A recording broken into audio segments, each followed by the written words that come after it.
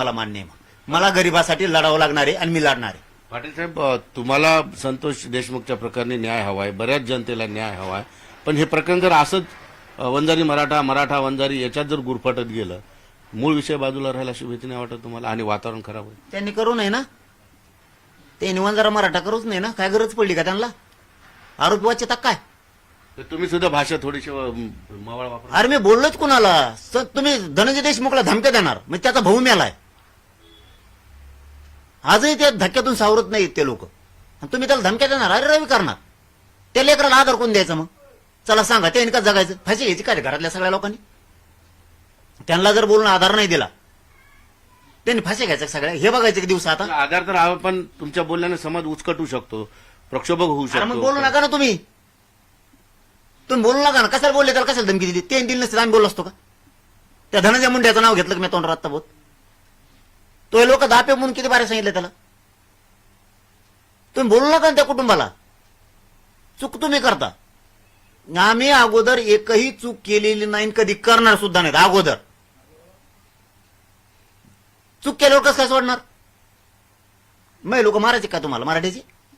पण आता बीडचं वातावरण हे जे तापलेलं आहे, थोडंसं तणाव सुद्धा दिसतोय, कदाचित आपल्याला रस्त्यावर दिसत नाही नाही, नसेल. त्याला होऊन द्यायचं नाही.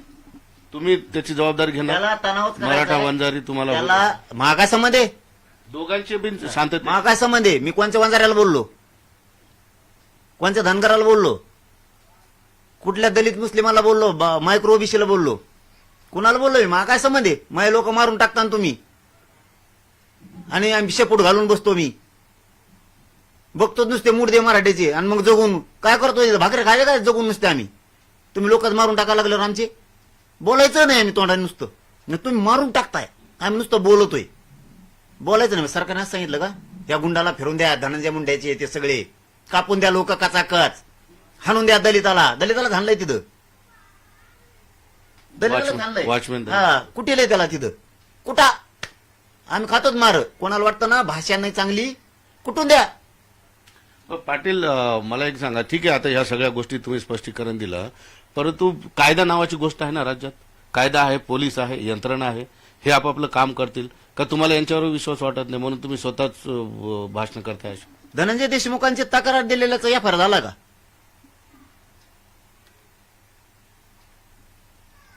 घेतली नाही तक्रार? विचारान जाऊन आता तुम्हीच. धनंजय देशमुखांनी तक्रार दिली, ती एफआयआर झाला का? अटक केलं का त्याला? अरे रवी करणाराला, धमकी देणाराला केलं का? पोलीस महोदय सांगा. राव द्या आम्हाला, नाही तर जा म्हणा. गबाळ उचलून जातोच. मग काय करता आता? कुठेतरी बघतो समुद्राच्या कडे लिहि कांदा, तिकडं कुठं काय टपरी टुपरी टाकून जगवतो मराठी. आम्ही सगळे जातो तिकडं. इथून द्या एखादा डोंगर डांगर गाठून आम्हाला, जातो सगळ्या महाराष्ट्रातल्या मराठी तिकडं. कायदा ऐकत नाही तुमचा? आता दुसरा काय पर्याय आम्हाला? कायदा ऐकतो, पण कायदा चालवणारे ऐकून द्यानात ना कायद्याला. कायदा ऐकतो, सगळं होतंय. पोलिसाला काम तर करून दिलं पाहिजे ना. आता 7 आरोपी मंत्र्यांनी- पकडले, उशीर का होईना, पण सगळेचे सगळे आरोपी आहेत, फक्त एक बाहेर आहे. आम्ही कुठे पोलिसाला काय म्हणलो? कायदा काम करतोय ना, पण कायद्याला काम तर करून दिलं पाहिजे ना करणाऱ्यांनी. पुन्हा तिथंच येतो विषय. मग कुठं जाईल? अरे एवढे मोठं खून होऊन या धनंजय मुंड्याचं पोट भरा ना, परत त्याचे लोक धमके देते धनंजय देशमुखला, आणि दोषी आम्हाला धरता. वा, दोषी आम्हाला धरता. तुम्ही बोलूच नका ना. जातीवाद व्हायचा काय संबंध आहे? तुम्ही तुमच्या जातीच्या आरोपीला पाठीशी घालू नका, गुंड सांभाळू नका. तुमच्या जातीचे लोक सरळ सांगा ना, ते गुंडगिरी करणारा नीट राहा म्हणून. तुम्ही पोस्ट टाकीता, मजा लागत तुम्हाला. तुमच्या त्या पोस्टमुळं, तुमच्या सोशल मीडियामुळं आणि तुमच्या वागणुकीमुळं हे धनंजय मुंडे आणि ते सगळे अडचणीत आलेले. तुमचं ते वलय संपून बसलात तुम्ही जिल्ह्यावरच. तुम्ही जे दोषी आहेत किंवा जे या प्रकरणात आहेत त्यांच्याबद्दल भाषा वापरलेली आहे. एकंदरीतच तुम्हाला आता मी थेटच प्रश्न विचारतो की मराठा वंजारी वाद होऊ नये यासाठी दोघांनी काळजी घेणं गरजेचं आहे. या प्रकरणाचा तपास होत राहील, तुमचा दबाव निर्माण झालेला आहे, मोर्चे आंदोलन सगळे सुरू आहे. अरे दादा, येतं वंजाऱ्याचा आणि मराठ्याचा संबंधच काय? तर हे लोक जोडीत येत वंजाऱ्याचं. तुम्ही आरोपीला कसं काय पाठीशी घालता बरं? तुम्ही धमक्या कसं काय देता? तुम्ही संभ्रता कसं काय आरोपीला? याच्यात मराठ्याचा आणि वंजाऱ्याचा संबंध काय? हा वाद नाहीच आहे मुळात. अरे उलट ते ओबीसी म्हणाले जाता. आता यांची वेळ आली की ओबीसी म्हणते, आणि वेळ निघून गेली की फक्त जात घेऊन पळत येत. मग इमा खाय, हे खाय, ते खाय, रेंदा खाय, हे कर, ते कर, त्याच्या जात मोठे करून टाकतात ते काही लोक त्याच्या जातीतले. सगळे ओबीसी तेच वर पडतात मग.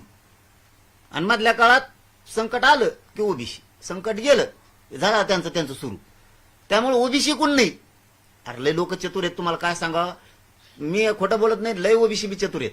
कुणी बोलतं का ओबीसीचा नेता? नाही बोलत. त्यांना माहिती आहे ते दुःखात सहभागी आहेत.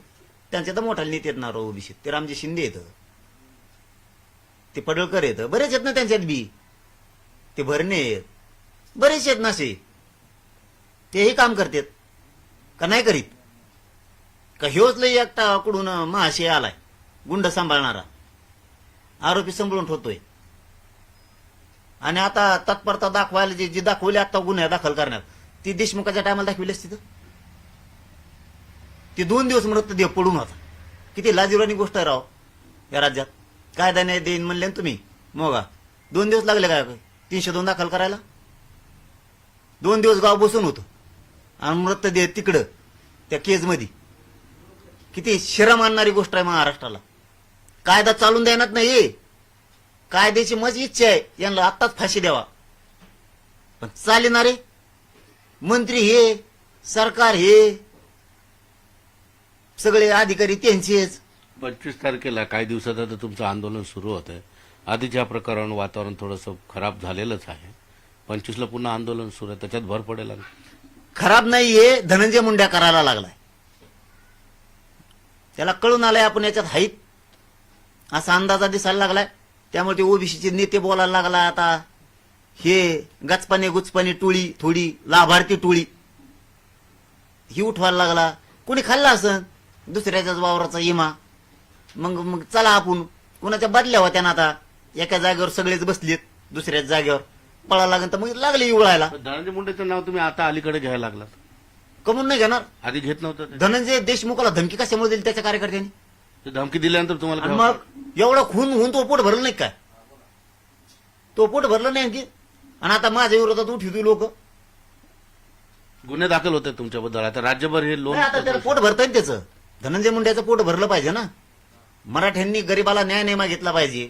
न्याय मागणाऱ्यावर तो टोळी उठवील, त्याची आंदोलन करायला लावील, हे करायला लावील, आरडावाडा करायला लावणार तो. कारण त्याचं पोट भरत नाही ना, त्याला हे चालू आहे, तो शांत राहा म्हणणार नाही, तो बिघडून देणार. आता मी तो खेटलाच ना मला. आता 25 तारखेला आंदोलन मी त्यावर गफ्या.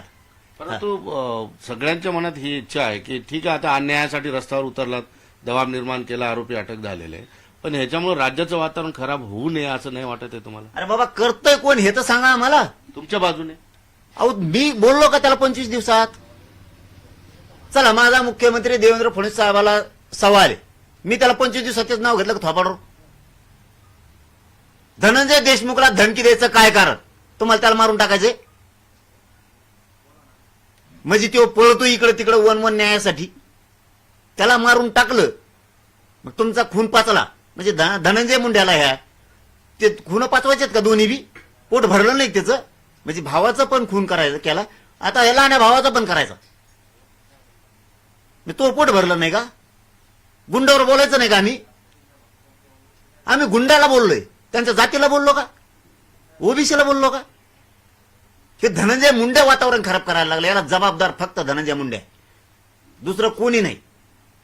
ह्यो त्याच्या लोकाला दापीत नाहीये.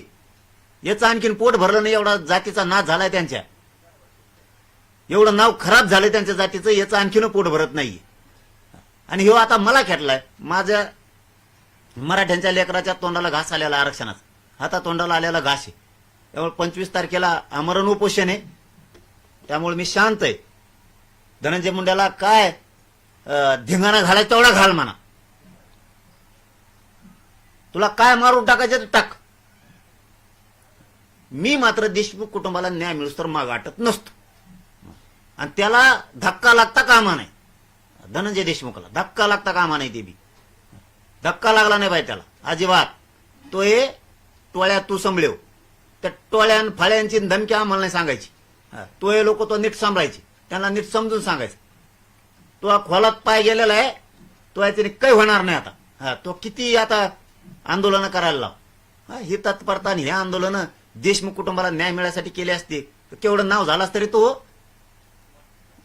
त्या लोकांचं ऐकतो 2-4 टोळक्याचं त्या लाभार्थ्याचं एवढ्या मोठ्या जातीचं नाव खराब केलं, स्वतःचं टंबळ वाजून घेतलंस, शाना समजत स्वतःला मंत्री म्हणून.